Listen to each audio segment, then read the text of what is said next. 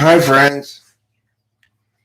You're familiar with my lady, Rachel Lapalosa, and I'm Rachel's man, host Eric Strauss, and together we comprise Talking with Famous People's exciting live stream that we are currently engaging in. It's called our so-called culture war because I want to talk about how the Rand Paul thing I just watched is so indicative of how dumb culture war shit is. So, okay, why was he asking that lady questions? Why was he asking that lady questions? The reason is because she's Biden's nominee for some DHS thing, Department of Health and Human Services, right? So Rand Paul, my question to you is the director of the Department of Health and Human Services, is her qualification for that role really very relevant to the question you're asking, which is her position on whether or not the government ought to legislate away parents' ability to provide consent for teens who want transgender surgery, an issue of which she has no say at all as the director. If, in fact, Congress were to legislate against that, she'd have no choice but to comply with that legislation. She is not a legislator. He is interviewing her as though she were to be writing legislation or as though she were being appointed to a judgeship where she has to make legal decisions. That is not the question he's asking is so utterly minor in its relationship to the post that she's applying for that is revelatory of something. Rand Paul is doing one thing only. He's saying, I'm going to determine if you are on the right side of the culture war or the wrong side of the culture war. Yeah, pretty much. And I'm going to pick you for this government post that's completely unrelated to any culture war bullshit, based on which side of the culture war you're on. Well, Rand Paul, you can totally suck it. Now, that woman, I would vote no because she didn't answer his question. That's all there is to it. Yep. You answer my question, woman, or you're definitely not getting my vote. Do not avoid my question. So Rand Paul said, okay, well, since you evaded my question, blah, blah, blah, blah, blah. She did not evade your question. She sidestepped it. You have to push the question before you can accuse her of actually evading it all the way, you know? Hold on, let me give you a second chance here. I'm going to ask the question again. And we're going to I'm testing here your ability to answer a question with an answer. I'm not testing what your answer is, okay? Although in that instance, I think the obvious answer is no based on the question he asked. She was trying to outmaneuver him, right? She expected him to use an answer she provided to do something. So she thought she'd deny him an answer. Yeah, she didn't answer his question. Well, yeah, I'm going to use your answer to do something. And it's not your business what I'm going to do with it. Your job is to tell me the truth. I'm asking you questions. You're interviewing for a government job. Your job is to tell me the truth and answer my questions. You are asking to be permitted to be a public servant representing the people of the United States of America. So you come straight out with direct answers to my fucking questions. That's what I would say to her right away. Because the thing is, of course, I wouldn't be asking those kind of stupid ass questions that aren't relevant to the job. I mean, what you should be asking for Department of Health and Human Services is what are the negative impacts on health and human services from our current restrictions from COVID, and how do you plan to do you have any thoughts about mitigating those? In other words, note, it's indisputable that there are harms incurred from the restrictions, not just from COVID. Even if you totally agree with all the harms incurred from COVID, there are also harms incurred from the restrictions by COVID. You want to ask her a meaningful question, ask her that. What is your counting of the harms from the restrictions caused by COVID to Health and Human Services? And how do you think your department ought to adapt accordingly to adjust to that? What are you going to do for people who need mental health services and their needs and medical concerns have been made totally secondary to this other thing? What are you going to do with those? Do you have any concerns about how these COVID restrictions are impacting people with disabilities? Those are good questions to ask, because you're talking about Rand Paul wants to say, I want to find a division point where you and I disagree ideologically. I want to say, I'm assuming we already disagree ideologically about COVID. I want to see if you're able to do your job, which is to say, are you going to be able to focus on all manner of impacts, harms, benefits, etc., to Health and Human Services, or are you going to be limited by your own political agenda such that you can't actually do your job well? So, if you are doing your job well as DHHS person right now, you are paying zero attention to COVID, and you're paying all of your attention to mitigating the harms from COVID, because the Department of Health and Human Services has really nothing to do with COVID. Like, in other words, they don't provide medical services or anything like that directly to COVID patients. They might be sort of the central governing force determining how like vaccines get distributed or something. But that's really a TE question, not any kind of policy related question at all. Might be a good thing to ask her as well. How's your TE? Are you how do you anticipate approaching the question of, say, vaccine distribution? Do you believe that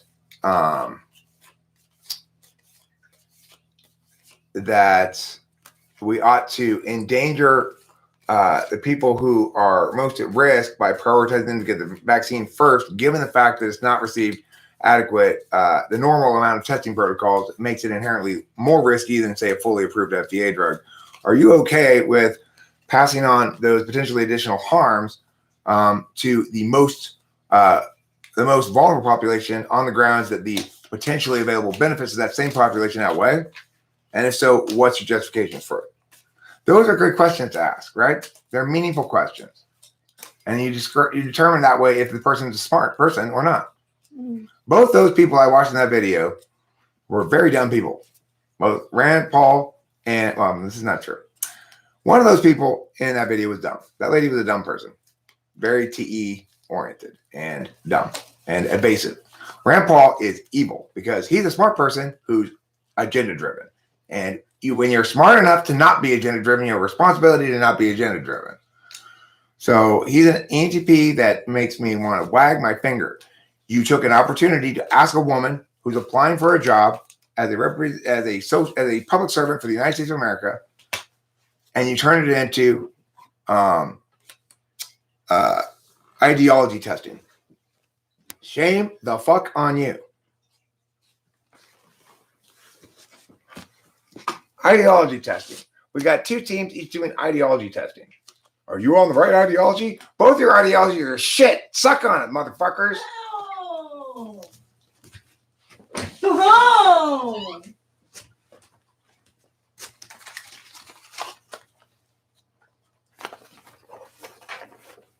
Hi, Boba Fett. Both your ideologies are shit. Suck it, motherfuckers. I want that on my tombstone. All your, I want you to say, forget it. My tombstone. All your ideologies are shit. Suck it, motherfuckers. That's what I want on my tombstone. I like that. Okay, well, I'll make sure that occurs. Okay, good. Shuffling cards is my fidget spinner. Cool. Sometimes I worry that you're trying to indicate to me, okay, I want to I want the stage here so I can do some card stuff. Oh, no. I'll let you know if I do. Okay. I did have an idea, though, depending on how many people come in, playing Mad Libs with the people. I don't trust the Mad Lib writers. I know. Boba Fett says, what message deleted? A lot of messages have been getting deleted in the chat recently. I don't know what's going on. Oh, really? Yeah, I guess Google's been hyperactive about like policing the chats or something. I'm not sure why. This is a controversial topic we're discussing, but the thing is, my position on it is the exclusively correct one. If you are engaged in ideology testing, in other words, you like wedge issues and determining who's on which side of a wedge issue, that's all I can say. You know, it's like you're the problem. You're the problem in a nutshell. If you think that people who oppose elective gender reassignment surgery for minors under all conditions are somehow on the wrong team, well, there's plenty of good enough reason. If that's the limit of their claim, that you oppose it for minors, that doesn't mean you are opposed to transgender people or transgenderism, or you don't support their right to be transgender, or you're trying to pathologize them. It doesn't mean any of those things. It just means you're aware that it's a significant life-changing decision, and that people whose frontal lobe is undeveloped oughtn't make those kind of decisions, because that's where your judgment is developed, basically.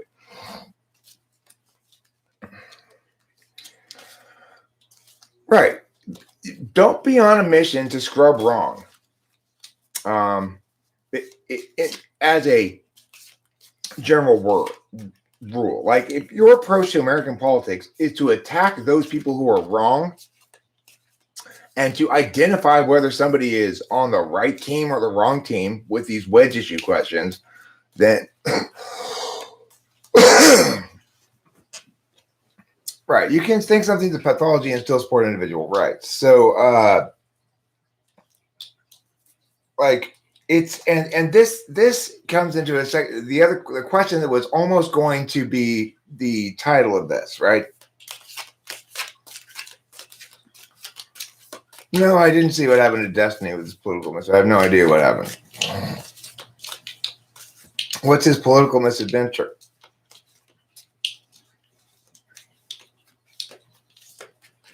I mean, the thing is, we live in a world in which we are best served by examining warrants with dispassion, you know, not being attached to them. My passion, well, I mean, look, there's that, but see, that's what I'm critiquing as well, right? Like, I'm critiquing the idea that people, I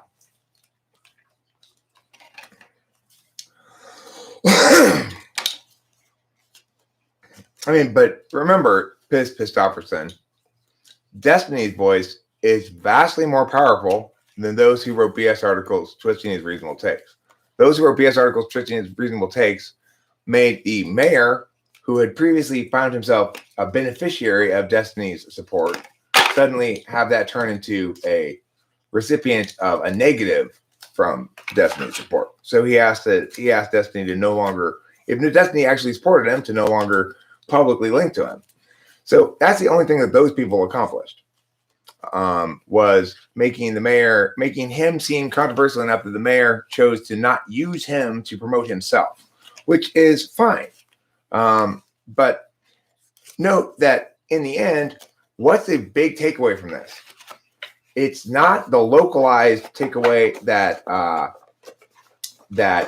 see the identity politics people are winning. It's a larger takeaway that you have from the much more powerful voice of Destiny. So, see what I'm saying?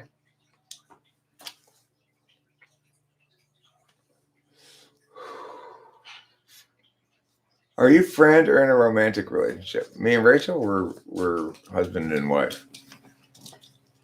more or less. 3DR nomad. Yeah, we are. Yeah, I mean we are. But the thing is, Oh, it's not. I being TI2 means I have to clarify we're not actually technically legally married. Yeah, not legally. But as far as I'm concerned, she's my wife. Yeah, me too. I mean, yes. Yeah, we're a lesbian. We're gay married. Yeah. We are married, but it's just that we're gay married. Exactly. We are. So we actually discussed the other day about possibly getting the possible benefits of getting a domestic partnership. Yeah. But because Rachel expressed concerns of hospital access. Yeah, that's my only concern. Yeah, that's the only advantage of a legal status, right? And tax stuff. If it's beneficial tax wise, sometimes it is, sometimes it's not, depending on the context. Yeah. You are a famous person. You were always a famous person, Genexiel. So, what would have been better, Genexiel, is if you would put down under Rand Paul, instead of eye doctor, you put down circumcision doctor. Doctor who does nothing but perform circumcision. Is there a doctor whose specialty that is?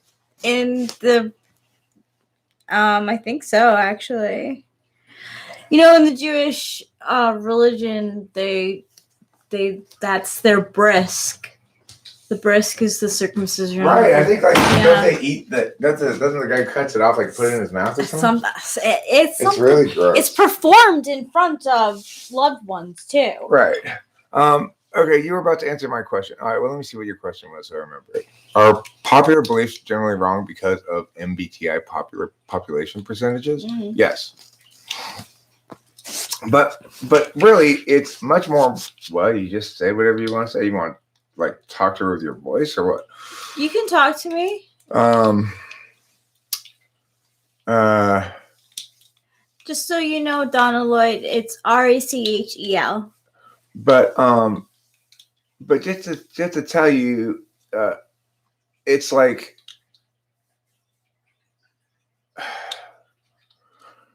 not exactly right. Like Rand Paul is the same type as me, but he's wrong and I'm not. And the reason he's wrong is because he's got the wrong frame of reference. He's decided to use logic and the truth on a team on behalf of a team, to be an agenda-driven person. And so as a consequence, when good, clean, decent, just, fair, true, righteous argumentation is potentially available to be done, instead, he converts it into an ideology test. That's what makes him bad. He might be an INTP. Rand Paul might be an INTP. It's in theory possible that he's an ESTP. Donna Lloyd, I was shuffling my 100 Ways to Save the Planet cards and my Teal Swan cards and Eric's cards as well. I just like to sometimes shuffle them. That isn't the right movement. But the one kind of deck that is not fun to shuffle is a circle deck. It's hard. Can we show Donna Lloyd the circle deck? Yeah. Donna Lloyd, I'll tell you a story. When we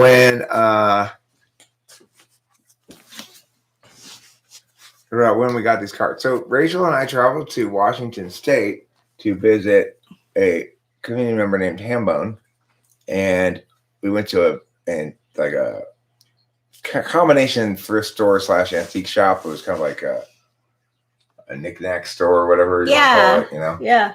And they had this for sale, and I secretly bought it when Rachel was looking at a different part of the store, and then she got something, and we went outside, and I just said, I got you this in the car. It was such a nice surprise. The thing about this deck is the cards are round; they're circles. Yeah, that makes it more challenging to shuffle than rectangular cards. So, but it's also, I love this deck because it's incredibly so feminist. It's incredibly feminist. It's I'm sure this deck as a birthday present is the worst birthday present you could possibly give to Leaf Trimmer. I would say. How often do we make love? Well, every other day, sometimes less, sometimes more. I say a good amount. Yeah, we make love exactly the right amount of times. Yeah. Whenever we feel like it. Yeah, which is the best way to do it. Ooh la la la la la la. All right, look at that daughter of cups. See how she's enjoying her inner goddess? Yeah. Underneath the waterfall? She really is. A more interesting question is, how often do I make gloves?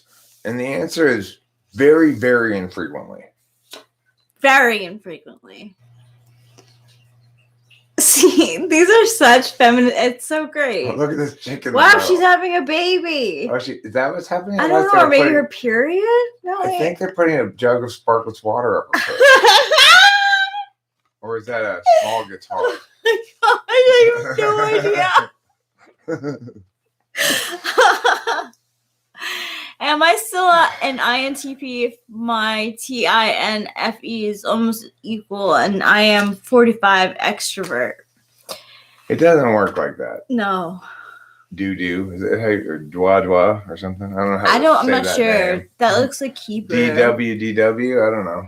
How do you say that name? Yeah. DW. Here's the 8 of cups. And this one seems to have an octopus in it. Yeah, just an octopus too. There's no people. There's no ladies in this one. No. That's a lady-free card. But there's almost no dudes in this deck at all. Almost all the people in the deck are ladies. Yeah. I got that one again. I guess 8 of Cups is the card of the day for me. Yeah. Okay, like this one. That's a dude? No, it's still a lady, I think. Oh, yeah, you're right. It is. Yeah.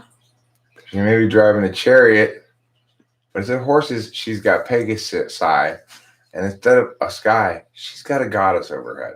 You see? A goddess with a crab and some stars and stuff. Haley by Samuels, what's up? How you doing? What is your wife's MBTI? She's an INFJ. Mm-hmm. Dude looks like a lady. Ooh la la. Again. It's hard to get with. Let me see if I can. Let me add this down a little bit. There you go.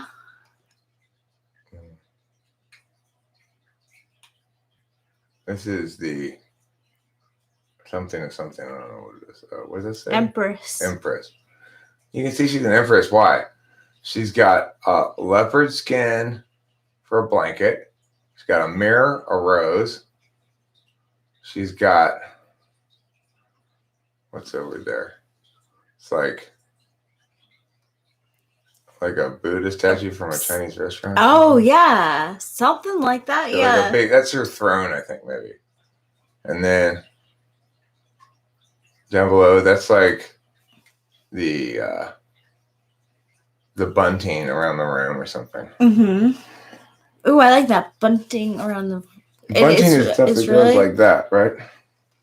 Isn't that called bunting? Stuff that goes like that. Oh, I didn't know. That hangs down, like, yeah. I didn't know. Oh. No, it's It's a very feminist card too. Like, even though that doesn't have any female judgment. It's got the female symbol. Yeah. The male symbol, right? Uh-huh. It's the judgment card. With a rainbow. So makes me think of like women women who have little shops in town when I went to college. Like, welcome to Goddess Within. I love it. I love this deck. She's the Priestess of Cups. Ooh. She's got some sweater cows. She does. She's got some sweater cows. Whoever introduced me to that. I think it was Legends Fall Every introduced me card to that has one the other day. women I like with their that one a lot. titties out. Is that really feminist? Well, More Empress again. chauvinist than feminist. Well, I don't know. Oh, here's a dude. See, I actually think that it's pretty feminist because it's like they have their boobs out, but they're like proud of it. There's no like, shame or trying to cover it up. Like they're like those like people. Well, there's naked dude too. Yeah, right? he's naked. Yeah, And good news for the anti-body mutilation people who appear to be uncircumcised. We've got a treasure chest, a dead bird, and some smashed up flowers. This is masculinity according to this deck. She called valley drawn titties.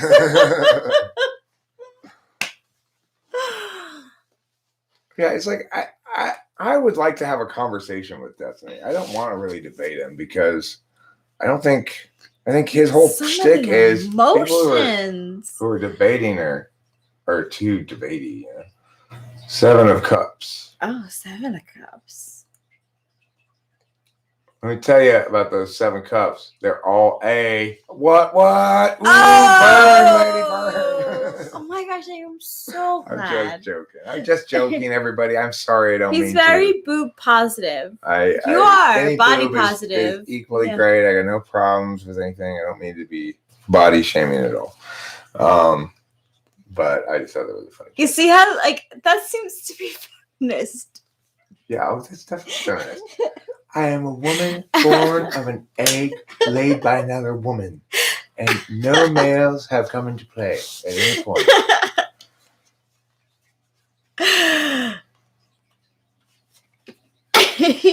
Oh, another guy. Another dude.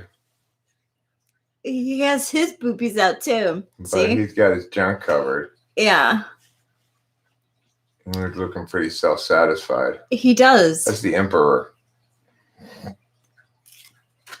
This lady who drove this thing or what? Her shit's on fire. Oh, you pulled it already. Oh yeah. That was Big old. Yeah. Ooh, this has a little bit more like seriousness to it. This scene here was painted on the Isle of Lesbos. See those Lesbos? They look like they're from like the 1800s, or maybe like they're like Quakers. I'm not saying they're necessarily lesbian. I'm just saying this scene was on the Greek Isle of Lesbos. Not all people who lived on the Isle of Lesbos were lesbians, by the way. They were. I'm just showing the cards in this deck because this is the same lady but different card, right? No, that's the same card. There's the same card on the bottom too. This one. Oh, yeah, it is the same card. Okay. There's this one. Okay. How about?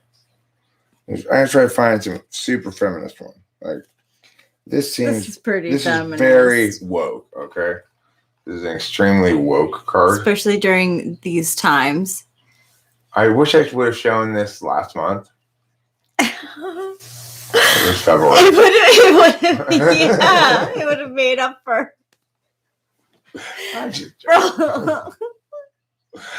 just joking. You know, the thing is that's the thing about all this like woke obsessiveness is the extent to which they make hilarious jokes not okay is criminal. Yeah. If anybody's like your hilarious joke's not okay because of some woke ass shit, fuck off.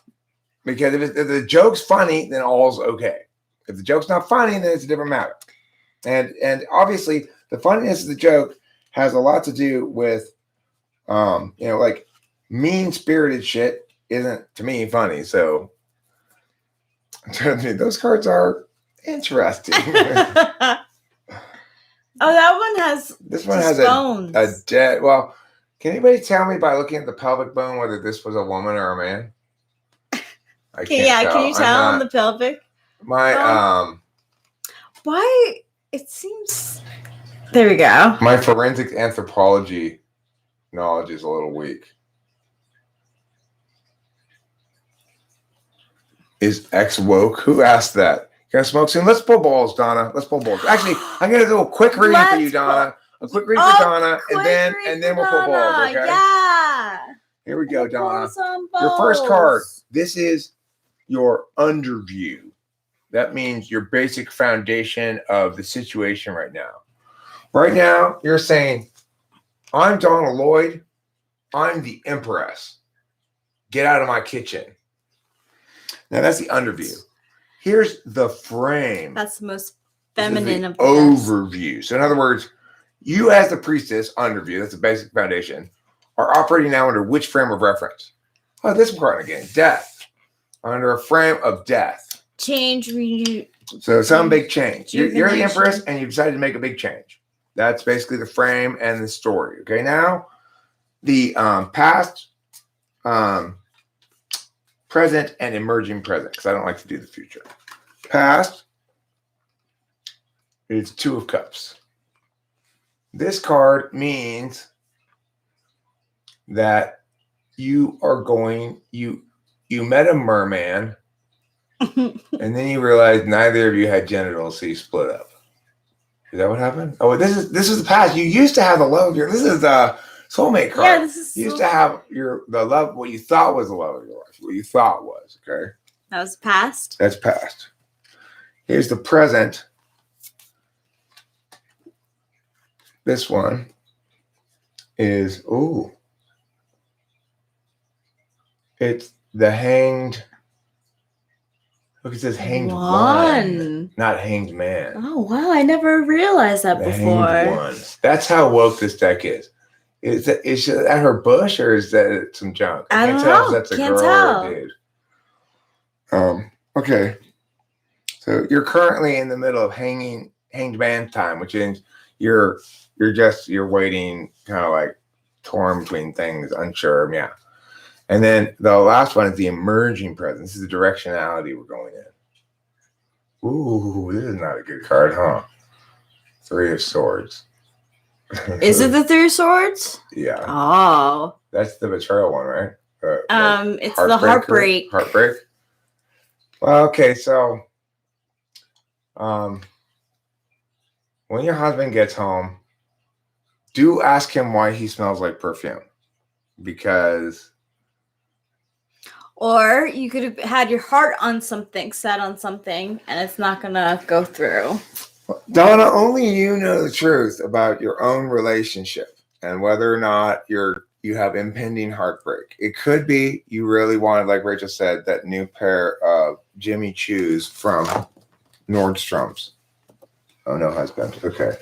Well, then maybe. And then, yeah. This is the other card that popped out. This is obviously the card that was meant for you. So Nine of Wands. Nine of Wands. You can see this card is, I don't recommend doing this. Don't attach 9 sticks of dynamite to your back and then light them.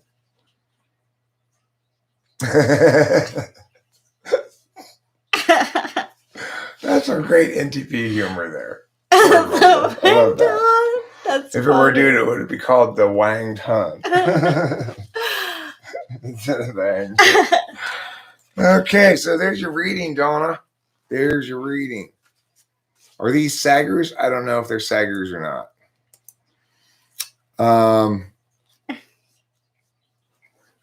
All right, so I'm going to put this away now. Big Trouble in Little China is a good film. I've never seen it. I haven't seen it since maybe it came out a long ass time ago. I think I saw it, but I think I saw it in the theater probably last time I saw it. Yeah, I think you said that. So I might as well have not seen it. You know, it's like, obviously, it was in the theaters a long time ago. Like more than 45 minutes ago. So maybe that could be one of the movies that on our list that we watch. Okay, Rachel, can we cheers a transubstantiated bomber to Just the community? one moment. I have to be careful with these. They're a precious family heirloom. They are. They are. Oh my goodness. I'll do it for you, my TE Polar. Thank you. My adorable TE Polar. Thank you. You know what? I think that Karen Vogel and Vicky Noble, whose names are almost like reverses of each other. They're almost like the Wang Hun thing, right? Freaking light. Karen Vogel and Vicky Noble. I'm pretty sure they hail from the Isle of Lesbos. Yeah, I forgot to transubstantiate a bong rip. Oh, yes. This is serious, Fizz. I think that's, instead of calling somebody a lesbian from now on, we should just say they hail from the Isle of Lesbos. Okay. Do you want Jack or Pablo? You already have a bowl. Yeah. Good job. You're ahead of me. You're one step ahead, mister. Jonah Dempsey, you're one step behind, little missy. You're 36 minutes late. What's new? I mean, I could spend an hour just providing you explosively dramatic highlights and just touch the tip of the iceberg surface. Okay. That's how much newness there is. It's nonstop novelty, newly arrived every day, forever without stopping. Can you spark my torch, please? I hereby transubstantiate this bong rip to who wants a bong rip? To Donna and who else? I'll transubstantiate this bong rip to Donna.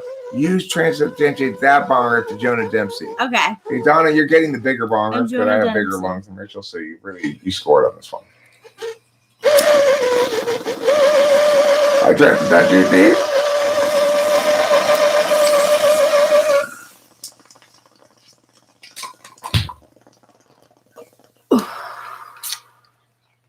That was to Jonah.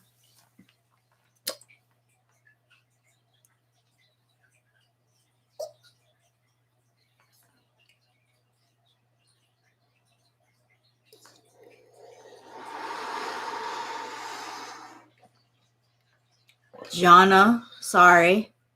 Now, yeah, that was to you. I transubstantiate my bong rip to you. Donna, obviously with the bong rip I pulled, I don't experience any of the effects of it in the head because that's the act of transubstantiation. My lungs process it, but your head gets all the effects. So I can't say for sure, but I'm pretty sure that was kind of a bell ringer. Levi Samuels could definitely get one. Oh yeah, Levi. Yeah. Do you want the Pablo Escobar Levi or the Jack the Ripper? And it'll be from both of us. Is that okay? Well, unless somebody else wants a bong rip, please speak up before Rachel and I both give Levi Samuels one. Okay, I see what you're saying. But if nobody else speaks up, then yeah, so Levi Samuels can get 2 bong rips. Sure. And then we can get one of each. I'm gonna go ahead and transubstantiated bong rip. I'm gonna go ahead and make an executive decision, Levi. You're getting the Pablo Escobar. It's the Karma's Pimp wants one. And okay, cool. Okay. And I'll pull one for you too, Horse Wambler. Donna Lloyd, were you asking for one from me? Who am I giving this to? This bong rip. I agree with you. Turn up the music entirely. This bong rip is going to okay, cool. Donna, this bong rip is for mine's for Levi Samuels. Yours is for Karma's Pimp. Okay, Karma's Pimp. I need a sparker.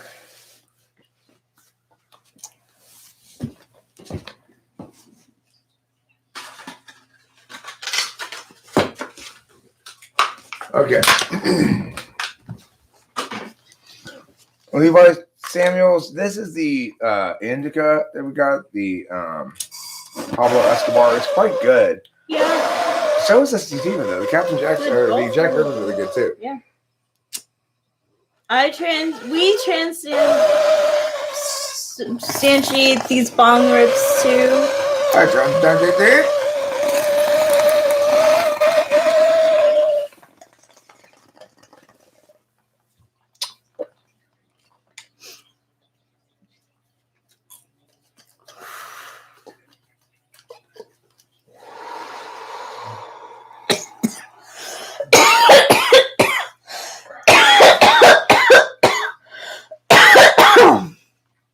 Okay. So, horse mumbler, I'm going to give you the Pablo Escobar too. I mean, at this point, I'm not going to be able to leave out anybody who asked for one who hasn't gotten one yet, you know.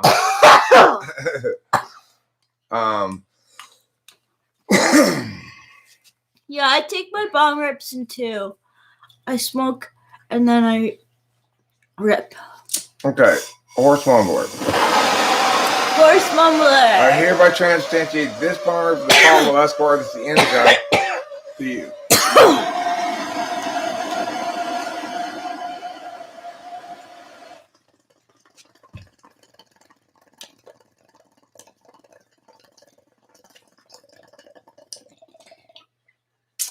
Yeah, Levi Samuel, sure. Hold on. I just have to go to the bathroom.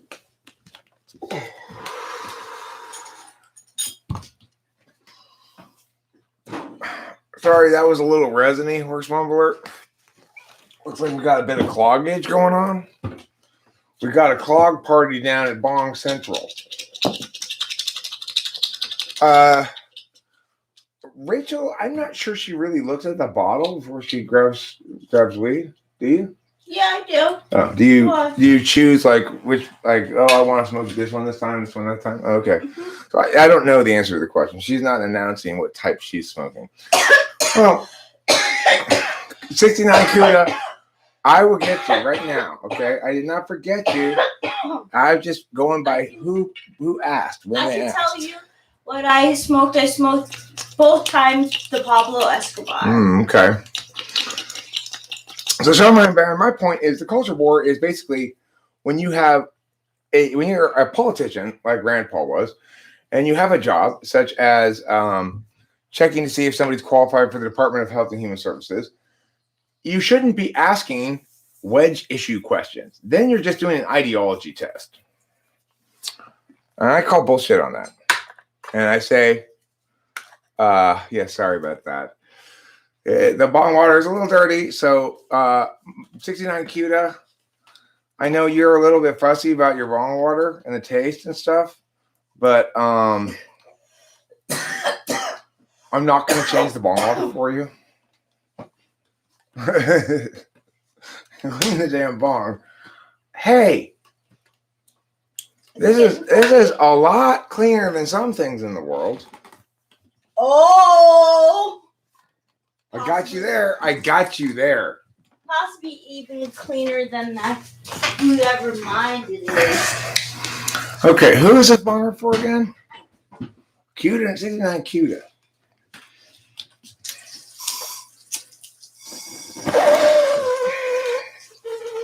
I transubstantiate the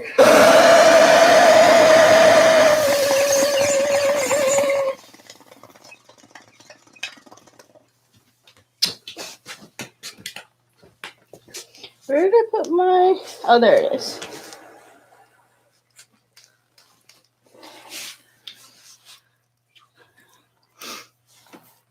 All right, Levi Samuels, Like the question he was asking that lady about transgenderism and stuff, right? It's technically relevant to her position as medical thing or whatever, but the most politically charged thing you could possibly talk about that's relevant to the job. So it's like, if that's how you're picking quality, whether someone's qualified for the job, you're doing the wrong thing. Levi Samuels, you go first, and then Donna Lloyd, I'll do you. Okay? I transubstantiate this bong rip to Levi Samuels. I mean, my position is, it's like that question is a problem, right? I don't have a position on transgenders. Like, there's no such thing as transgenders to me. It's people, they're individual human beings who are a variety of different group labels you could affix to them, right? So the thing is, what's my position on any given policy question regarding transgenderism? I will tell you very directly, without any nonsense, Thank you. What my position is. So, like when Rand Paul asked that question, do you think children can are able to make the decision autonomously, implied, to have elective gender assignment surgery. I paused the video as soon as he answered and said, no. That's the answer, lady. This is how you answer questions. The answer to that is, oh, shit, I just got a bit of a bell ringer. I think Cootie 69 Cootie must have just transubstantiated me a bong rip back. I didn't even know you had the power to do that. That's so cool. Well, here's the thing, Sean Ryan Barron. It's somewhat more defensible if it's a Supreme Court justice who's being appointed or something, because then you can, at least then you can claim, I'm checking to see how ideological you are, because we don't want you to be too ideological. We want you to be dispassionate and legally precise to the extent you can, you know. But even then, I still think it's a bad idea. But it's in stark resolve when you're interviewing somebody who has only the weakest link to the topic, yeah. Really. And you're choosing the weakest, most politicized link that's relevant to her job to focus your questions on. Then you are simply trying to do an ideology test. You're trying to prove that she's one of those shitty leftists who believes the wrong kind of thing that we good right people don't believe. You know, it's like that. And so, yeah, Rand Paul. I transubstantiate this bong rip to Donna Lloyd. Cool. And just for the record, I'm going to formally unsubstantiate a bong rip from both Rand Paul and that lady.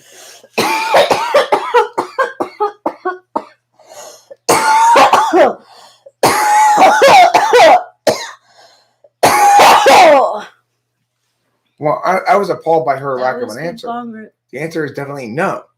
But I was equally appalled by Rand Paul's sophistry when he then pretended to that her avoiding the question the first time he asked it comprised evasion that justified him assuming the answer he wanted to move forward, and his argumentation is putting the cart way before the horse and is awful, you know. Was that person transgender, that lady? Yeah. Oh, okay. I didn't even know that.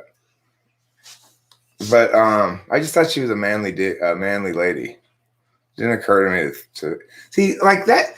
I shit you not, right? That's how little I think about the person who's saying the words, and how literally I'm talking about how the words are working, you know? Oh, it's a dude? Okay, well, whatever. So I called him a woman, yeah, but that's probably what he probably wants to be called her. Yeah. I mean, the thing is, my solution to this in general is to say, whatever your name is, and you want to be called by that, I will call you by that. And if you are a person who identifies as a woman, and I perceive you as a woman, then I will call you by your woman pronouns. So I perceived that person as a woman. So I referred to her as a woman and called her and she and stuff. I was not being woke at all. I wasn't agreeing to use her pronouns. I still perceive her as a woman, so I still call her. I don't know. That's how I initially perceived her. So she's a woman as far as I'm concerned. So I use those pronouns. If I perceive someone as a man and they want me to use different pronouns, I will absolutely not do that. Because I will call that man by the name that he chooses to be called by, like Julie or something. But if Julie wants me to call him or her, I won't do that. And the reason, who's actively deleting messages? Boba Fett, that's not possible. It's not either of us. No. And if it were a moderator, it would show me message deleted by Meow. Horse Mumbler, can you please delete Karma Pimp's yes at 7:37? Karma Pimp, hope you just remove that comment, please. And so I can show everybody what happens when a moderator removes a comment.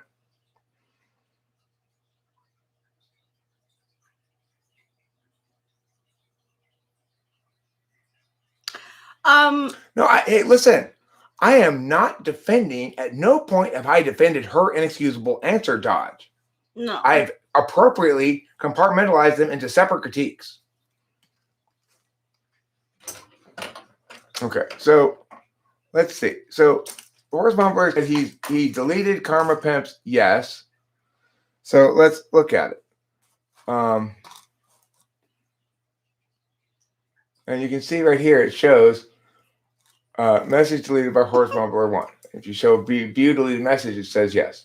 And it'll stay gray. You can't show hide it again. It remains that way. I can't. In other words, it's not like a click it on, click it off thing. But you can see right there that that's what happens when some moderator is deleting messages. I have seen before in the past things where I don't see any message, but I see, and I never did see any message, but I see a message that says message deleted by Google moderator.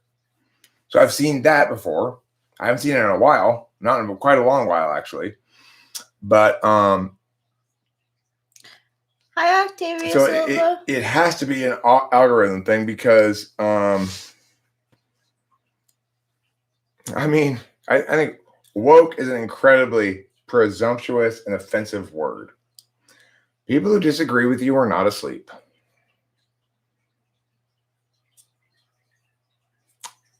Horse Mama, you may not have a cigarette. I told you, I'm tired of you smoking all my cigarettes. Okay, bloke? No, bloke. You may not bum a fag. I'll have one myself though right screwy. now. It must be a Google mod. They're just in the shadows now. I mean, like an actual human being who's sitting there moderating it? I hope so. I don't know. That would be fantastic. That would be fantastic. If there's an actual human being who's, assuming they're listening to me and not just reading the chat, right? Be nice. If they are listening to me and not just reading the chat, I would love that if it turns out they've got an actual human being spying on me. Mm-hmm. Fantastic. That would be great. I'm sorry to hear about your messages disappearing if they weren't actually bad or something, but I'm nevertheless delighted for my own purposes that Google or YouTube is so interested in me as to spy on me with an actual human being like that. But I very much doubt it. I think it's probably not a human being. Octavio Silva, would you like a transubstantiated bong rip from me?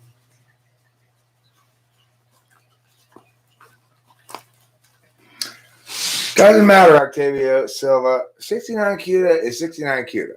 Okay? Cool. Doesn't matter if they were somebody else before or not. They're 69 CUDA. And if they behave as 69 CUDA consistently and don't cause me any problems, then they're 69 CUDA. I transubstantiate this bong rip to Octavio Silva.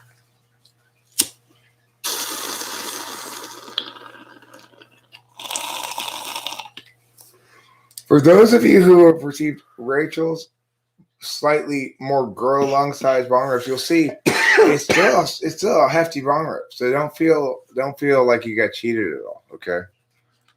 Antifa destroyed your sandcastle. Oh, they're always doing that. They run down the beach, knocking over people's sandcastles. That's what makes them so villainous. You see. Oh, sandcastle. Sandcastle. So I thought that was an interesting video, Genexial. Interesting. I didn't. I wish I had seen more of you and less of Rand Paul and the lady. But regardless, it's not like I really disagreed with anything you said. Regarding your critiques, they weren't wrong.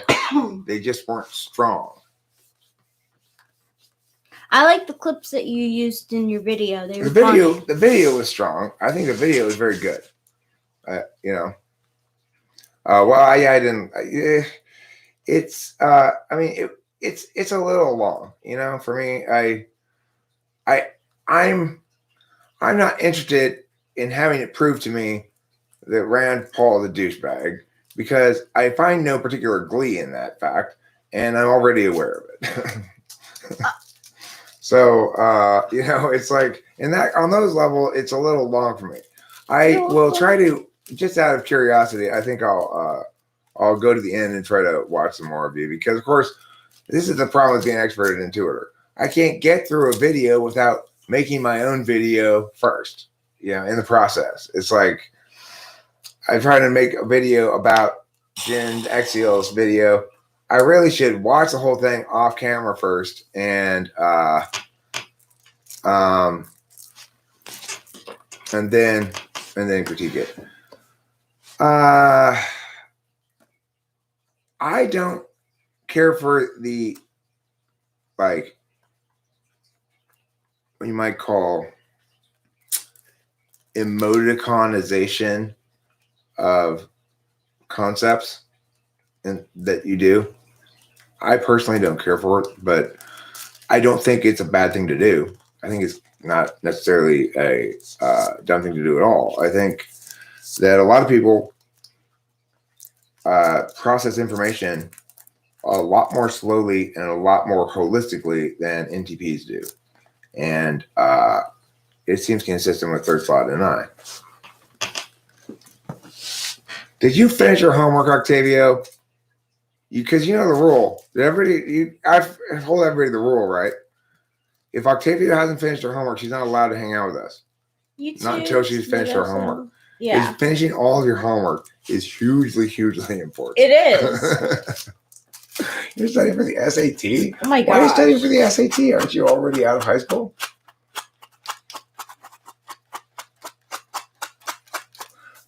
I do actually. I've come to be fond of them, but in the literal sense. Like, I find that using little smileys and other little things like that, he doesn't stick to principle. If he stuck to principle, he'd argue properly. He wouldn't be so disingenuous in an argumentation, because it's a very unprincipled thing to do. His shit is pure, straight up sophistry. It's a gender-driven sophistry, and there's nothing righteous about that. My GPA was pretty garbo too, Octavia Silva. It was average at best. INFJs know how to do average best. Bruh.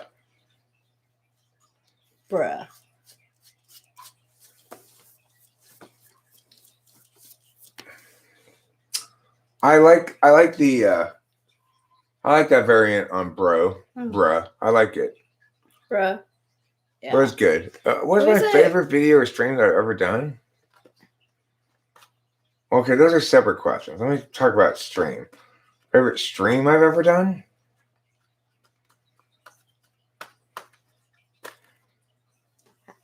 Can I say mine? Sure.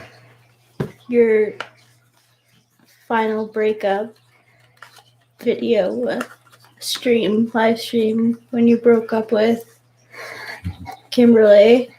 No, did you have a crush on me, Rachel? Maybe. You made me laugh.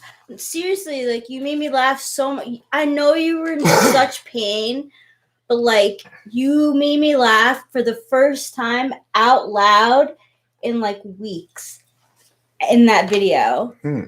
Yeah. And so that's my favorite live stream. Besides the one where you say, "Ooh, Rachel Apolosa, I like that name." That was a good live stream too. That's you have a very personal reason for liking that one. Yeah. I'm going to find the date of the oldest live stream right now. So I just got to put this the other direction. 2016.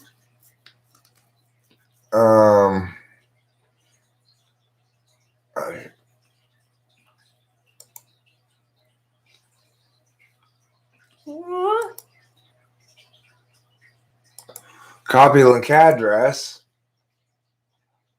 Okay, so here's the first one in under the live tab of the channel videos. So it's the first official live stream. That's so cool. When did I first start live streaming in general? I would say the first of sort of the contemporary-ish live stream like where it got steady and consistent was probably February 2017. It seems like this is when I started doing it consistently, regularly. Or maybe June 24, 2017. July for sure. July 2017. Okay, so let's look at this. Okay.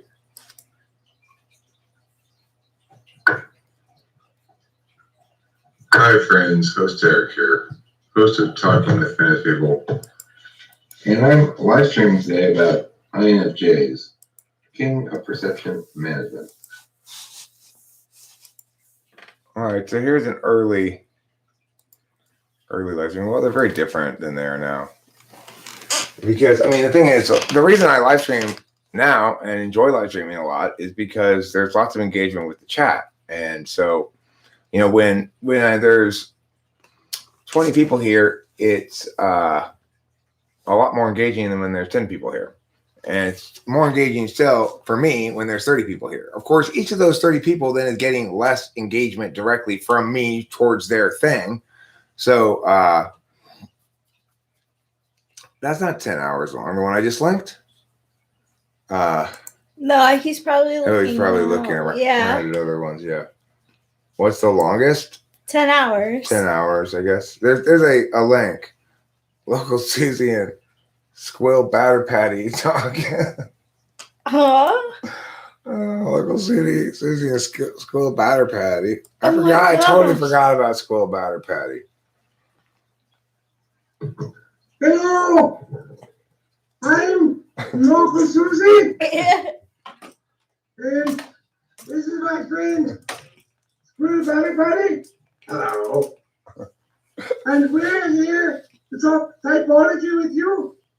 I'm from Norway, originally, but now I live here in Laverne. And I am an expert on typing and typology. Me too. No, you're not. Square, you don't really know anything. Yes, I do. Really? That's so funny. Yes. Okay. So, if you'd like to ask any questions of me, Local Susie, or me, Little Batter Patty, Bitter patty. please come on and ask me questions. It's only 7:52 because shockingly, no one took me up on my offer to come interview Squill Batter Patty and Local Susie. That's so funny.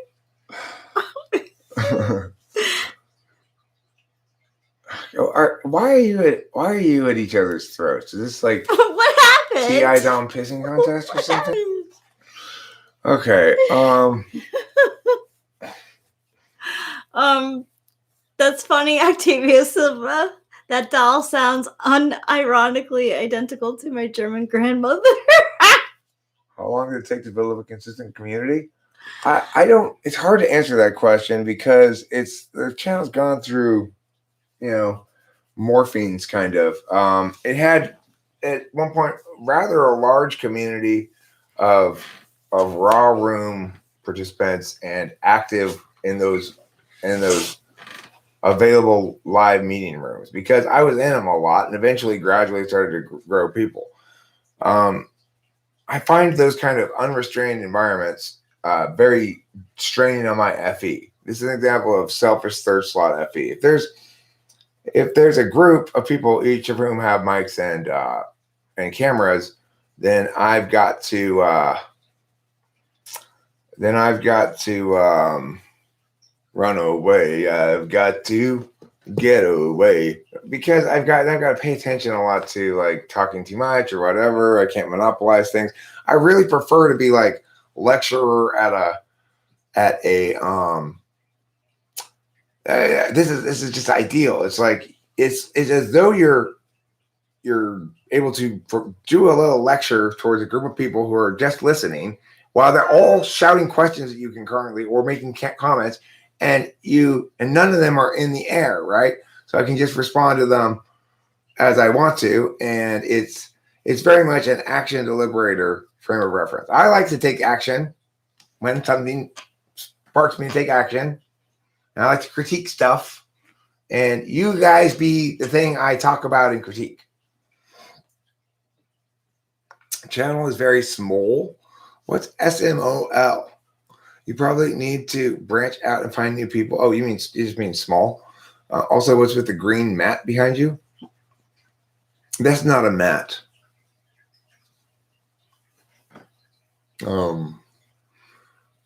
It's nameless. Frankly, if it were named Matt, it would have the M capitalized. But neither is it a Paul or a Tony. What do you think this thing is? A Marian? A Maria? Marian? Marian. Tarp? No, it's not a tarp. I have a quick question. Do you know what age the functions develop? Okay, I mean, that's a difficult question to answer. The answer is no. Short answer is I don't have a clean, simple answer for you. Long answer is I've got some thoughts about it and some explanation, which is to say, having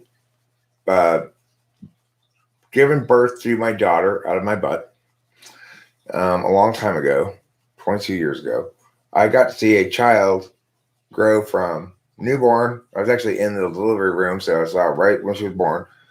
And from the moment she went home, basically all through her childhood. So I got to see, I wasn't evaluating it through a cognitive function frame at the time at all. But retrospectively, I think to myself, she was, and looking at our own parent behavior, and this is me referencing SI first, okay? So I'm giving you an SI example of a child's cognitive development that I got to see from day one through meow. So I'm not referencing my experience as a teacher, which would be a different kind of frame of reference. I'm saying here's a concrete example of SI that I can refer to. Then I can also explain kind of the NI thinking behind the reasons why more. But I think that she, in other words, I do think that Delilah's function growth process, as I observed it, to the extent that it was observable, is representative of how it generally goes. But I'm not sure I can meaningfully say why. So anyway, sorry about all the disclaimeriness. There's too much TI. Like Delilah was pretty evidently an action type right off the bat. She was always squirming to try to get somewhere, do something.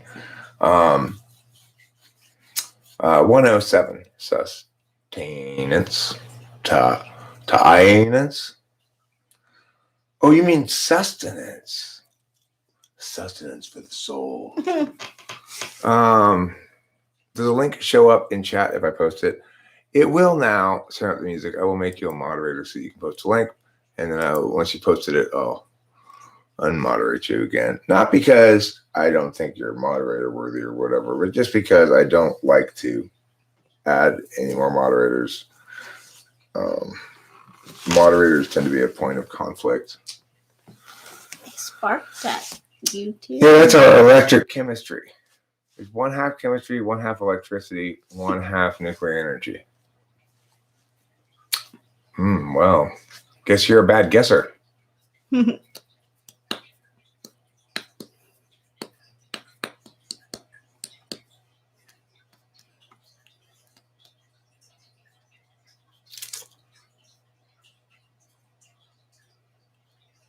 What?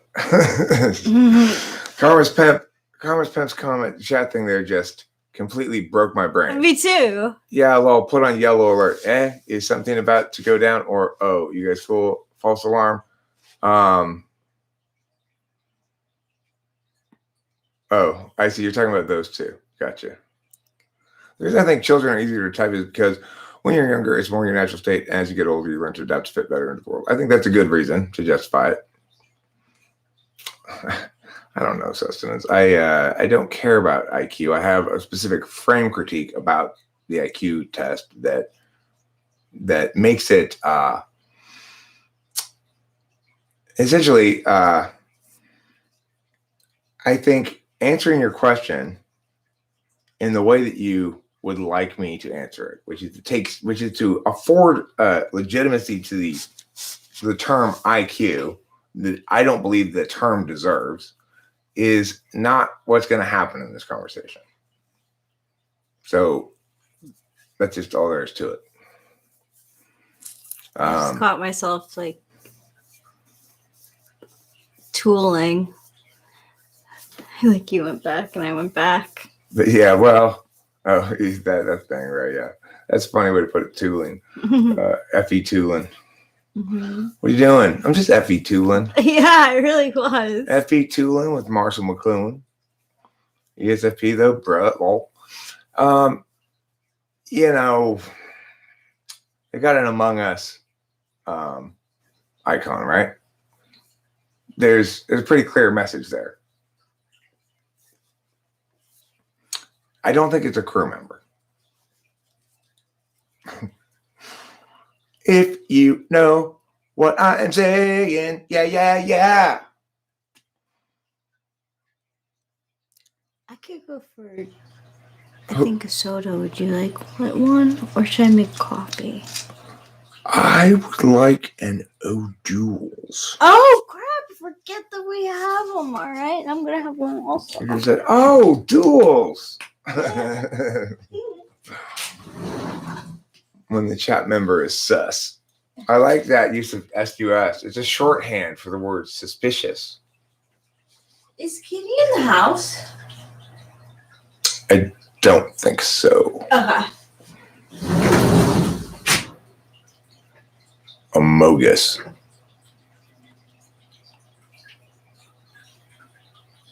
What about a person in the early 20s would their functions be developed enough to know the type?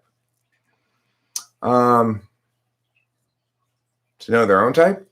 It really depends on what type you are and how substantial your knowledge is. I don't know what you're talking about, Octavia Silva. God, why do you always tell me that? Why don't you just repost the thing rather than say that? What does it say? I suppose my real question is, how long was it before you started having consistent viewers on live streams? I mean, it was a while. Before I was formally live streaming on YouTube, I was still trying to do no sustenance. That's so.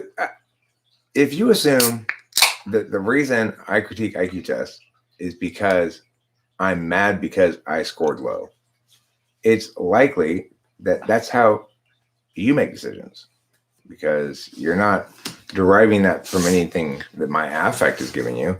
So you must be projecting your own way of thinking onto me, unless you want to provide an alternate explanation. What was your question, Octavia Silva? I don't think so. Well, I don't see it anywhere. I don't know what it is, dude. If a child is constantly encouraged to use their own TE form from a young age, does this make them less likely to be TE polar? No. I don't believe so. I can't prove that, but I don't believe so. I was constantly under TE with my mom. Yeah, she's not any less TE polar.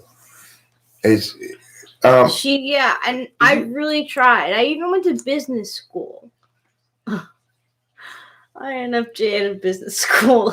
It's kind of funny.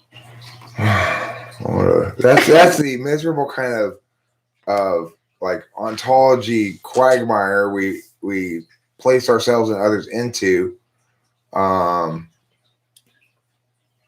Yes, I have actually. In fact, I believe I have a video that critiques it. You may want to look into my videos before you critique my um, my background in a matter. Thought about that? I mean, you say here, have I seen this explanation on IQ? You might want to check that out before you critique IQ. I believe I have a video in which I critique that video specifically. So, Oh, yeah. good luck, Adrian B.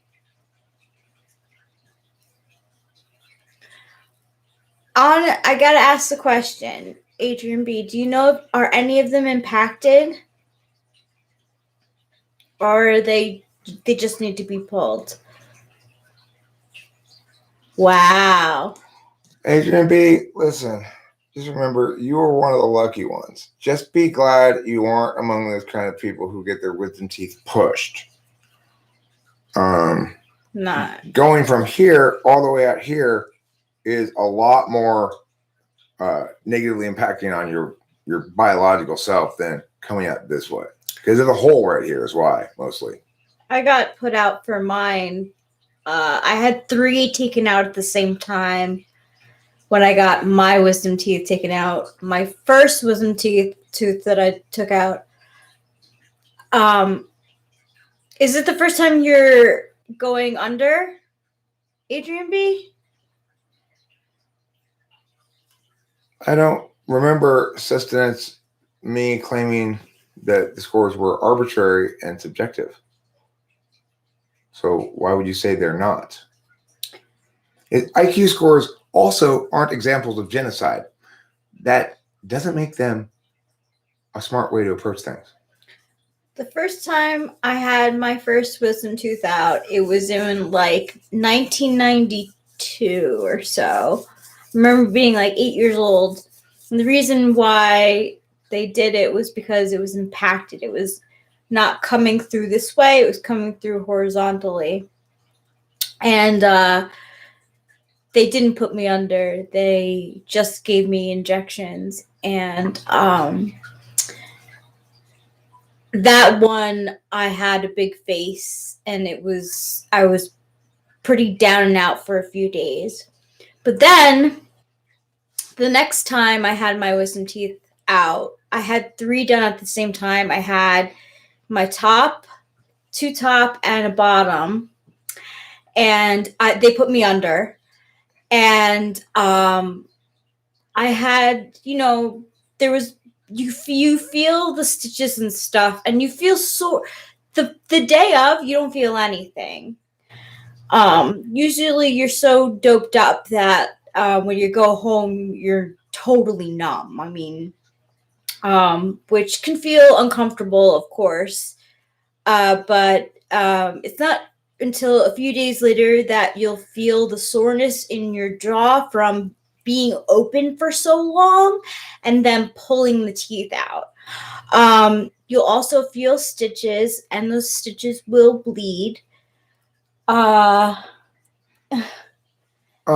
so sustenance. Sorry. No, that's fine. I just wanted to respond to this. Sustenance says, I assume IQ measures certain things we might call intelligence when the different dub scores are aggregated. Maybe it's not a perfect measure, but it's heuristic. I agree with that. I don't disagree with what you're saying. So what are you going to use it for? So I think the best thing you can do, Adrian B, is just rest. It's honestly, when you get your wisdom teeth out, it's time. Your body is saying, like, you need to take some time to chill out.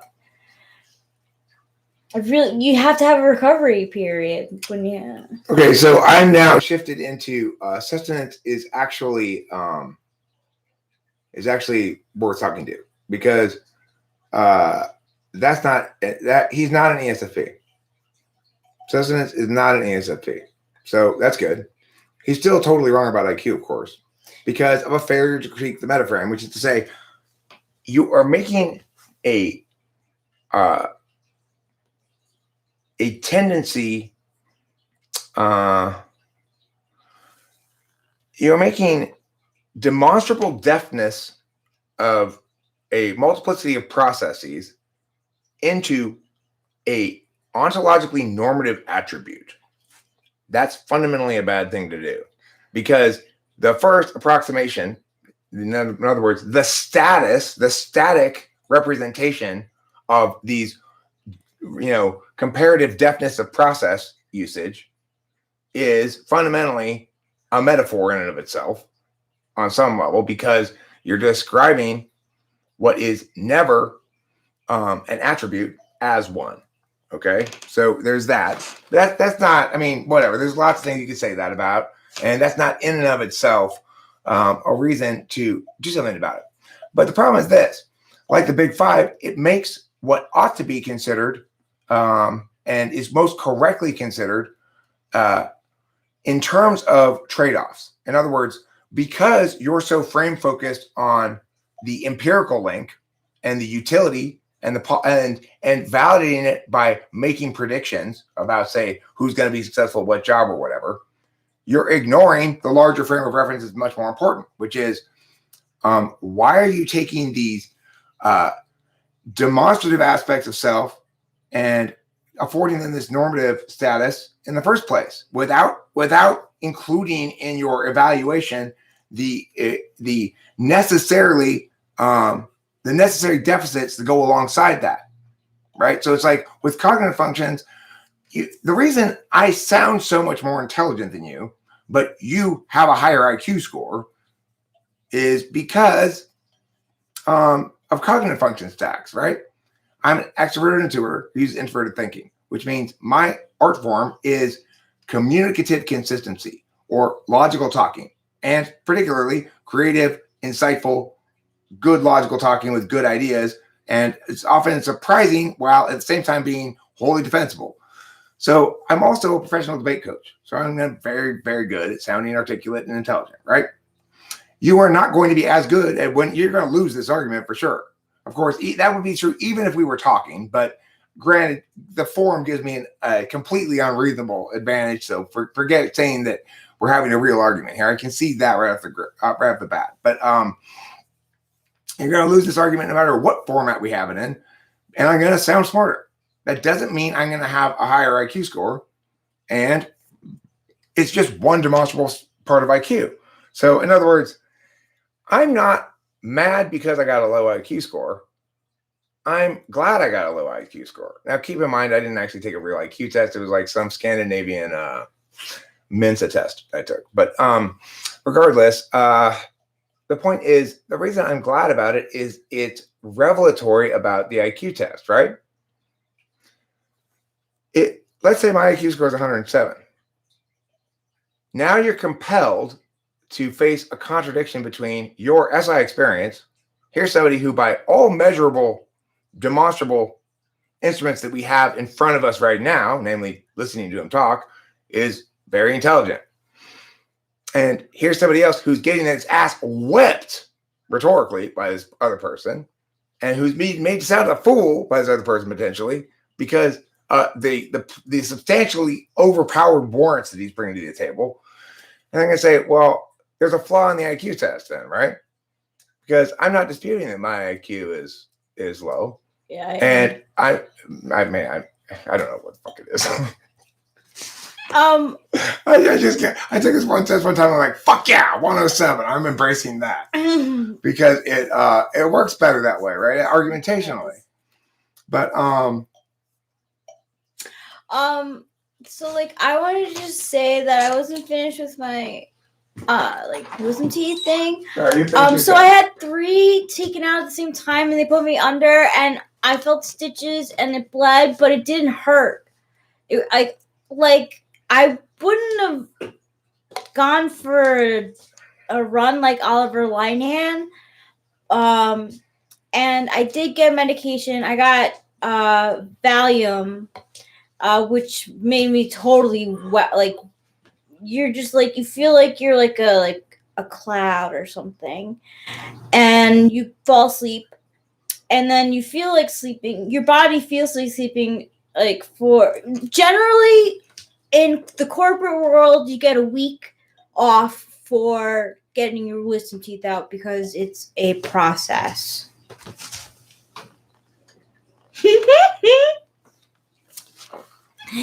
What's that? What did I just do? He winked. No, I gave everybody an IQ. I gave everybody an IQ. Oh, cued them with that's so cute. I did take a visual spatial pattern test. I did. It was all visual pattern recognition, like figuring out which picture of dots and lines and circles and squares and numbers was the next one to follow from the preceding ones. It was all those, you know. I'm terrible at that shit. I'm absolutely terrible at it, right? So I think a test that chooses not to distinguish between problem solving or basically static system interface intelligence, which is how to solve problems, how to attain goals. So it doesn't distinguish between effectiveness processes like those and intelligence processes like mine is silly. It's like people who are good at solving problems, solving real world problems, good at working with dynamic physical systems that have actual logic to them, especially if they're a level into communication somewhere, if they're intuitives like INTJs or ENTJs or something. That's a different kind of intelligence entirely than the kind of intelligence I have.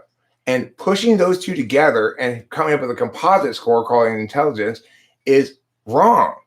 You shouldn't include the spatial stuff as intelligence. It's not intelligence, it's problem solving and goal attainment skills. It's basically ordinal, not conditional. So ordinality has to do with effectiveness. Conditionality has to do with intelligence. So the meta-analysts, the two NT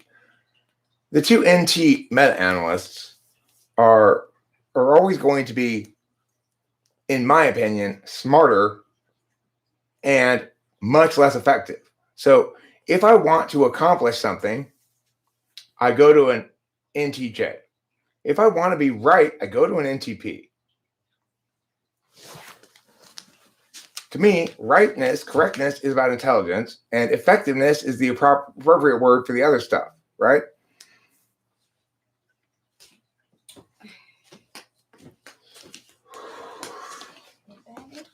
I don't want to do anything to support IQ tests because once you actually start thinking about how you're going to use it, you realize how ontologically violent the whole thing is.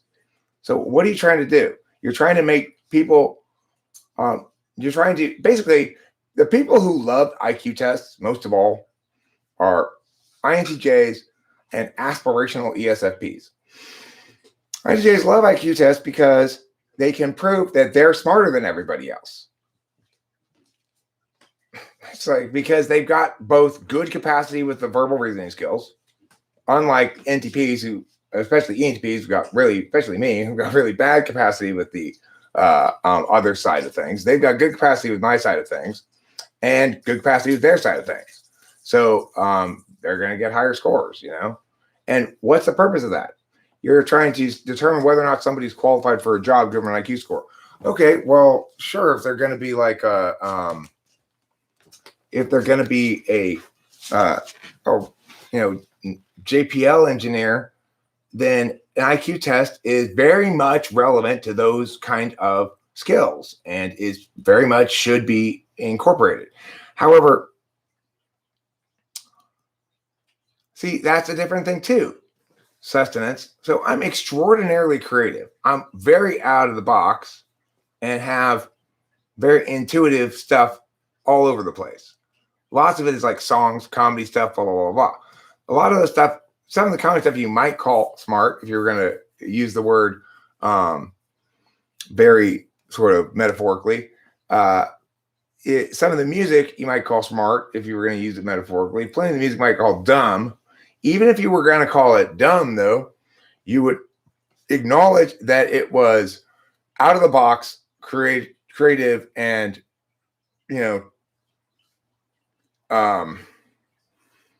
non-derivative. So it's not necessarily the case that being highly creative is being very smart. ISTPs are very non-creative, and yet they get perfect scores on the ACT and stuff like that, but they're not creative. NTPs tend to underestimate the intelligence of ISTPs. That's when you're expecting them to be generative in their intelligence rather than critical in their intelligence. NTPs do both. STPs do primarily the critique, not the generative part. And ISTPs maximally so.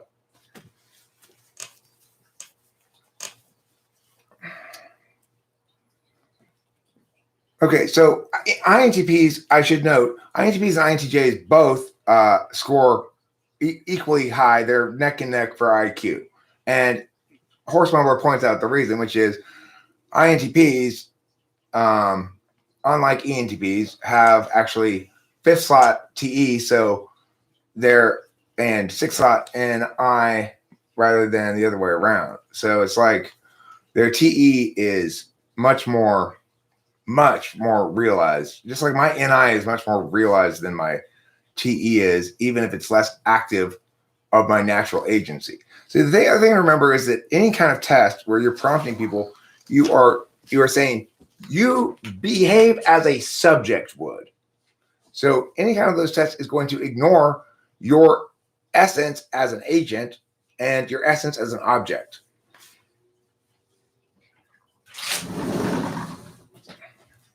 Hey, can you, Rachel? Yeah. If you go inside, are you going inside the house? No. Oh, I was going to ask you if you could just let loose the drains in there, the 3 drains, so that the touches drains out. Okay. Just open the drains. Okay, sure. I'm actually gonna go to the fridge too. Do you want any? Not to the fridge, to the garage. I'm gonna get some chips. Do you want anything? No, just hoping to have those drains undone before I hear about it from my dad. Before I hear about the smell from my dad. Yeah.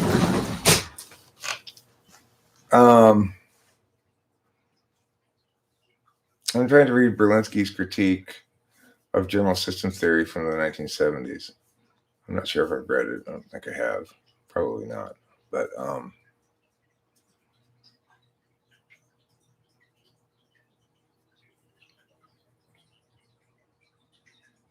well, so it's like sustenance.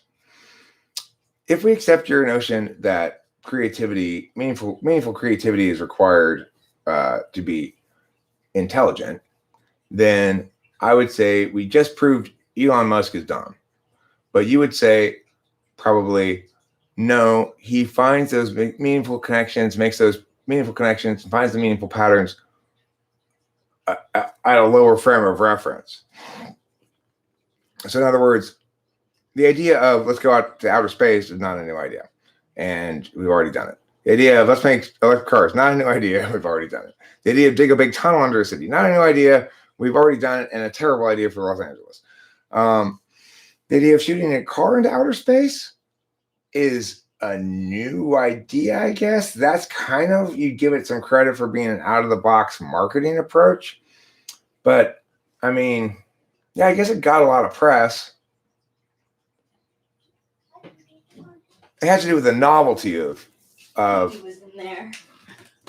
She was in the house? Yeah. Was she happy to get outside? Yeah. Did it smell like bleach a lot in there? Yeah. Oh, shit. She'll be okay. I'm sorry, baby. You got bleach fumed.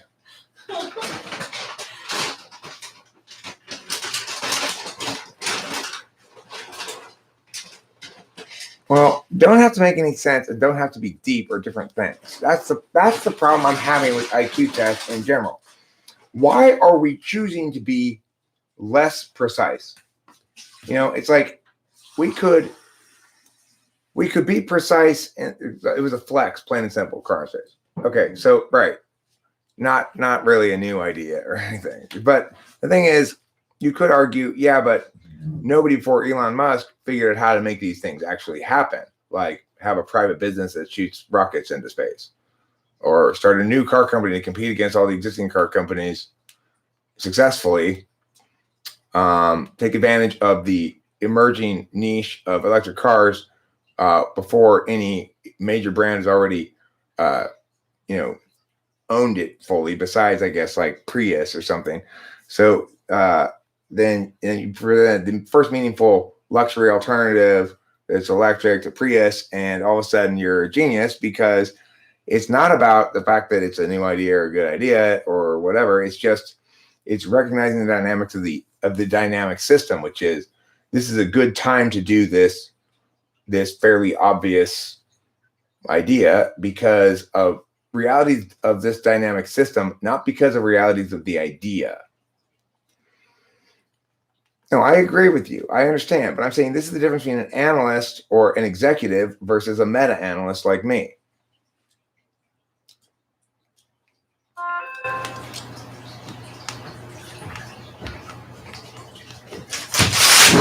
No, any polar people do not make a better person at debating, because there's two sides to it. So in other words, ISTPs can be good at and prefer to execute an AF, which is to say, they know exactly what their case is going in, and they know what all the responses are to their points that they're likely to hear, and what their responses are to those responses going into the debate. They can be pretty good at running an AF through and defending it all the way through, assuming they don't get surprised. But on neg, they have to be prepared to answer whatever they end up hitting, which means you've got to sort of be prepared to critique on frame level. And regardless, within the flow of the debate round, they get asked questions that require them to pin them down on certain answers. That's where they get caught. It's in the first cross. It's like, ask the ISP a question they didn't expect or prepare for, and they're going to wait, sit there, and they'll give you an answer, and already their neatly stacked vision of this round has fallen apart because they weren't anticipating that question. They're not sure how their answer is going to be used, and they know they can't anticipate how their answer is going to be used against them, so it makes them get skittish. I've had ISP kids before in debate, and I had one who liked it a lot, but was restrained by his ISTP-ness in the sense that he kept asking me things like, "But what's the single best, the one argument that can't be beat?" You know, like, it doesn't work like that, bro. You know, he really wanted to know what the OP card was for his deck, so he could win the debate with that. And it's like, I'm sorry, it just doesn't work like that.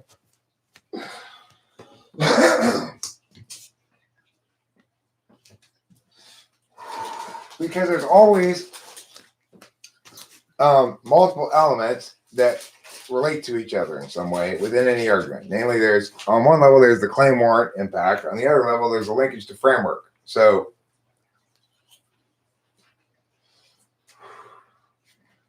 I'm a debate coach.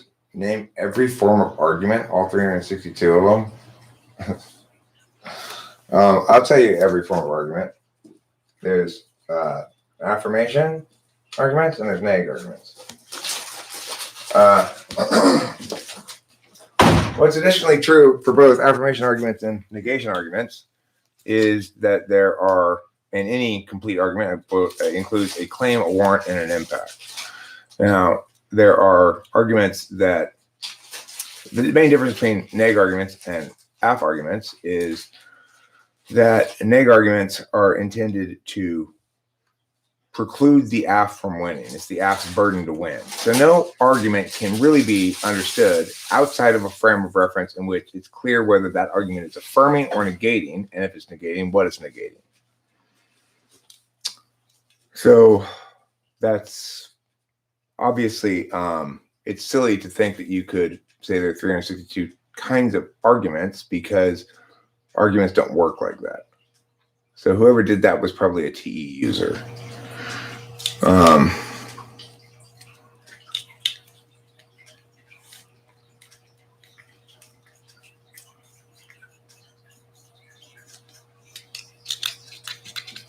Yeah.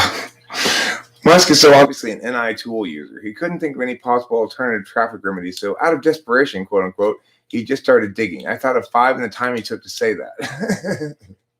That was my initial thought too. It's like, is that the best idea you can come up with? That's not a good idea. So, right. It's you could try to say, well, there are direct, it's like, and I have in fact taxonomy argumentation. And debate has before me, and I tweaked it some. Basically, these are the kinds of arguments there are. There are for AF case assertions. There are AF framework assertions, which are ground arguments. So there's ground arguments, or there's arguments that are made within that ground. So arguments about what comprises the ground, and then arguments made within that ground. Additionally, there's a meta framework level too, which I don't really want to get into right now. But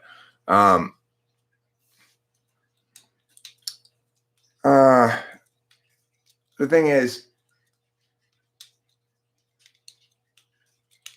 I really get bent out of shape about SE.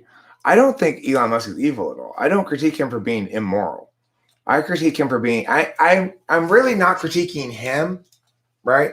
When I'm saying he's a dumb man, I'm critiquing TE validation as pretending TE is TI.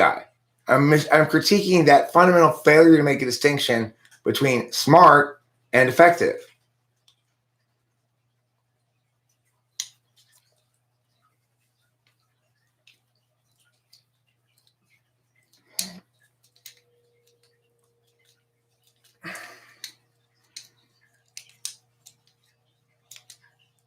But I don't have any moral objections to Elon Musk.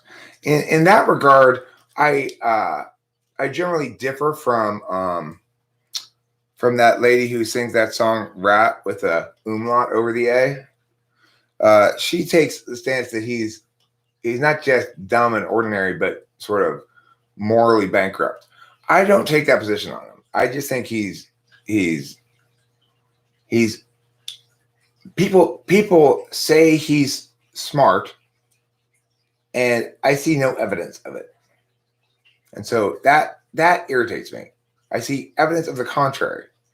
So I'm like, okay, we need to talk about what the definition of smart is then.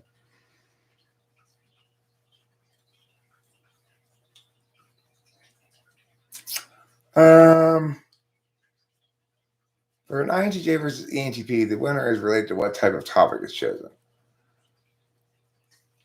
But yeah, I mean, well, I think actually, if you have two debaters, both of them have the same amount of a substantial amount of competition debate experience. So I'm talking about competition debaters. Like, let's say I started them in debate in 6th grade. They're both 11th graders right now. They've both been doing competition. Let's say Lincoln Douglas since from 6th grade through 11th grade. One's an INTJ, one's an ENTP. How that round is going to turn out?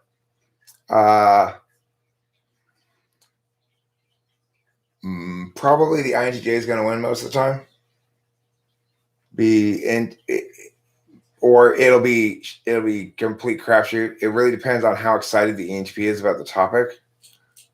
It's like, because the INTJ at that point with that much experience is probably the strongest debater of all the types, just because their way of debating, they get better and better and better over time continually.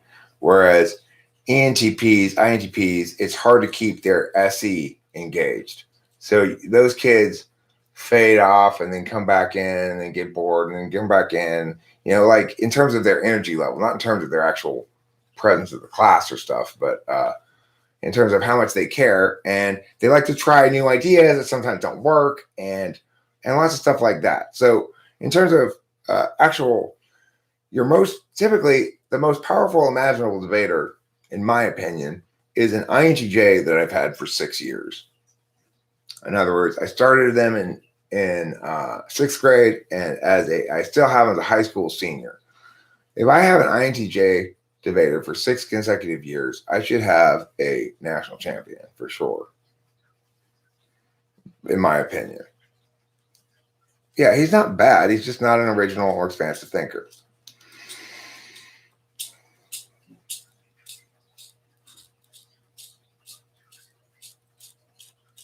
I mean, the thing is, the reason I find 8 slot SE evil, or what I mean by that, is in my opinion, the worst thing that can happen is that we take action before I've had a chance to talk about it. Before I've had a chance to be heard, basically.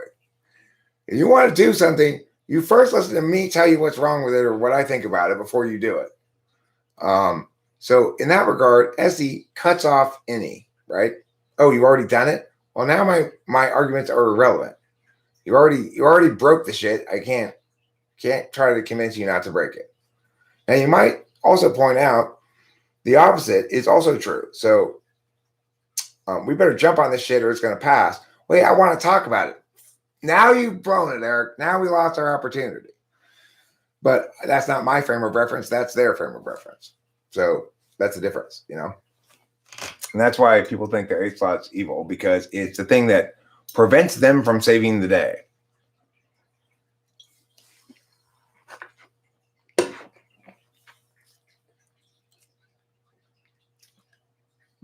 Does that explanation clarify it some, right, that I just made there? I know that there's a little bit of lag, and Legends Fall probably wrote, I think he means when others do things he views as wrong because of their SE, his 8th slot function. It was before I said that thing, maybe? Did me saying that thing successfully address that? TI is just a nuisance to you, but it's an incredibly sexy nuisance, huh? You just can't stay away from that sexy, sexy TI. When you go out on a first date, you like to be corrected by your date the whole dinner. Actually, Octavia, that's not right. Technically, you're wrong again. If you want to get Octavia Silva all riled up, all up in your biz, correct the living shit out of her over the course of an entire meal about everything she says. Your joke is logically incorrect. I'm gonna die alone. Or there's a hilarious 15 seconds of a Conehead video. My point about the culture war is basically can be summed up as turning the act of deliberative politics into a procession of reciprocal ideology tests. Did you undo the drains? Yes, it did. Thank you. You're welcome. They look good too. Good. White and shiny. Mm-hmm. Marxist communist agenda. Yeah, I talked about it some. Suppose that you always have to talk stuff out. It's a slow and gradual process, and you have to be considerate about what you're saying and how it affects people around you rhetorically and practically. Well, my point is, we can evaluate somebody like Rand Paul today, who was purportedly interviewing somebody for the Department of Health and Human Services, and chose to interview her about the most divisive wedge issue he could find, even though it ought to be, you ought to be looking for fitness in things that are likely to comprise a substantial part of your job, which is not going to be making policy on transgendered people. So I don't understand why he would be asking those questions. It's vaguely related to her office, but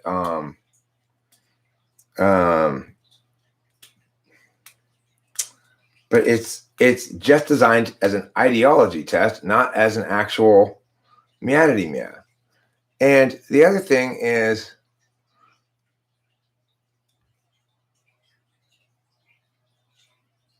yeah, you really can have incredibly productive and I mean, that's the thing that the meta-analyst basic school of thought is don't treat the symptom, treat the disease. And the disease is how we talk, ultimately. You know? And the kind of things that we allow to pass as political discourse. Rand Paul's ideology test of a woman who's running for the blandest fucking cabinet position I could ever imagine, Department of Health and Human Services, is not an acceptable thing to occur. And that should be the story. Unacceptable political discourse theater occurred again let's all get on board for shaming that person for engaging in it. Not because they were on the wrong side, for engaging in it from either side. Yesterday, a Russian guy tried to explain to me why communism was great. Then I said Hitler was. And he said Hitler only cared for Germany and for all people.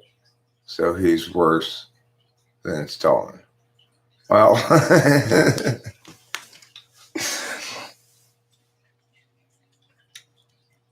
Stalin, in other words, Stalin was more universalist in his authoritarian vision of mass murder and terror, and therefore is therefore somehow more virtuous than the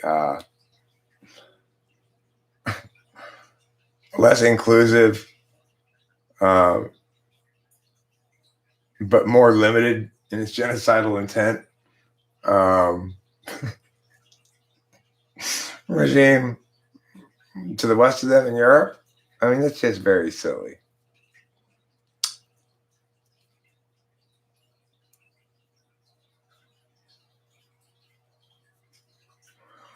Pol Pot is definitely this. Pol Pot is absolutely the very worst dictator in history whose name could be a dish at an Asian restaurant. I think we can all agree on that. Because I don't think you'd see Mao Zedong at an Asian restaurant. So there's not really much competition for him. I guess you could go Ho Chi Minh. Ho Chi Minh might be a dish at an Asian restaurant. What do you think Ho Chi Minh would be? See, at least Pol Pot, would be like bamboo pole shoots with fish sauce and a bunch of other crap, It's the opposite of demerits, Octavio Silva. You know how we hand out demerits around here for bad behavior? Well, occasionally we'll give out a merit for good behavior.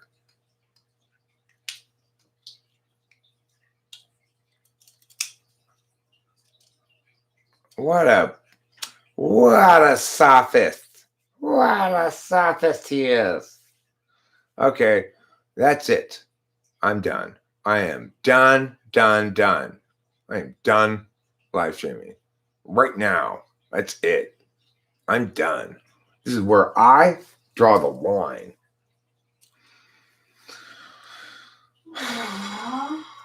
Wait, okay, I'm not quite done yet. Just hold on. Wait, don't leave. I'm not done yet. Wait, hold on. Wait. Yes. Bedtime story? Okay. All right. We could do a bedtime story. I think that's fair. Be a short one, okay? Short bedtime story. I have to turn off this light here. I felt like I expected to get shocked, but I didn't actually get shocked. Oh, look, it's almost the same lighting, even though it's way darker in here for us. For you, it's almost the same lighting. Let me turn this down a bit. Let's get the mood right. There we go. Oh, yeah. That's a sensual delight, okay? We need to talk about this, okay? Turn up the music. I'm sorry. Put your devices away. No, put it away. Turn it off. You have already asked me twice to wait until you're done with that game. I think you're done with it now. Goodness. Oh, that's just save point. Okay. Here's a bedtime story. It's about a man named Pierre. Okay, it's not going to be scary. Don't worry. It might have some adult themes, though. Just forewarning. I would call it rated mature, possibly, or I'm not sure. It depends. I'll find out when I tell it, but it could be rated R. Could be rated NC-17. I'm not sure, but be prepared for that. If you are a small child, please do not stick around for this bedtime story. It's not for small children, okay? It might be, but I don't know yet. I can't guarantee it's going to be, so there you go. Once upon a time, there was a man named Pierre, and he grew up in a small village in China named Jiaoding. Now, Pierre, as a young boy, was frequently taunted by his village mates, who'd call him Western name, you have a Western name. And he'd say to them in Chinese, but I'm just as Chinese as you. Listen to me. I speak the Chinese language. Look at me. I look like you. Look at my feet. They are bare. Don't I run these same straw-covered paths of our Chinese village that you run upon? Oh, same age peer? And the other boy would say, no, you have a foreign name, and so we're going to ostracize you, Pierre, except he said it all in Chinese. Well, years went by, and Pierre got sadder and sadder until finally, one day, a visitor arrived in the town. It was a teacher who was supposed to start working at a university in the nearby countryside that had recently been built by the People's Republic of China's government on the grounds that, well, somebody needs to build something, so they have work to do.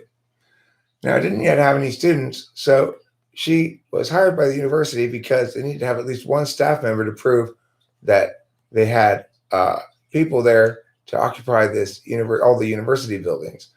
So they hired her from overseas, and she's an attractive woman with very light skin, and they think she makes a good face of the faculty for the rich Shanghai parents who want to send their children off to the countryside to boarding school.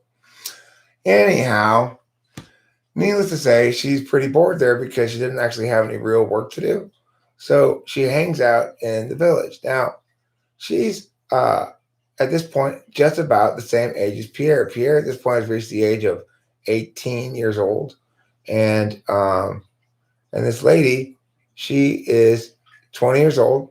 She has an associate's degree from her local community college, and a wanderlust, a desire to explore the wild world, the exotic world of the Orient.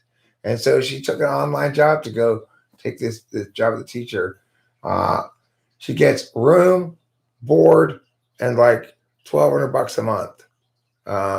But for her, there's not really a lot to buy in the local village, and she's out in the middle of BF nowhere, so she doesn't really care. Anyway, she's bored. She's in China. She's outside of the city, and the only person's name that she can remember, every time she's introduced to these people, she's like, I don't remember if this guy's name was Hong Wong Chu or Chu Wong Lu or Long Wong Chu or what, but I can't remember their names for shit. But one day she went into the village marketplace. It was just a few stalls offering some vegetables, some people grown, some flesh that was some unidentified kind of meat. It wasn't clear what it was. She tried to ask them with her Chinese translation book, what kind of meat is this? And then she didn't understand what they were saying, right? So, well, what animal is this? And then she looked in the book and she said in Chinese, cow? And they said, yeah. And then she looked at the flesh and it didn't look like any beef she ever seen. So she turned the page and she said, pig? They said, oh, yes. So she's pretty sure that they either don't understand what she's asking or just telling her what she wants to hear. So she's standing there looking at this meat, trying to decide if she wants to buy it or not. And she hears some small children taunting a young man her own age, saying, Pierre. Now, the good news is this. Pierre, because he was taunted so much, he was kind of an introvert anyway. He ended up kind of isolating in his kind of shack place that he had there. It was kind of shackish, kind of house-ish a little bit, not really very modern, still kind of primitive.